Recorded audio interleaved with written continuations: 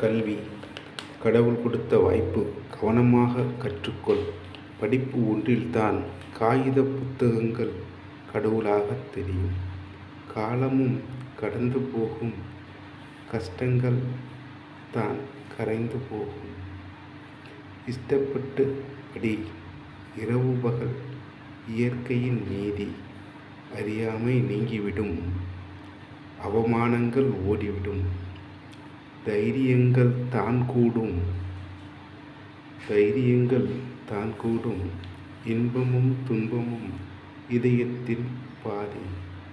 சாதிக்கத் தெரிந்தவனுக்கு சறுக்கு மனமும் வெற்றிதான்.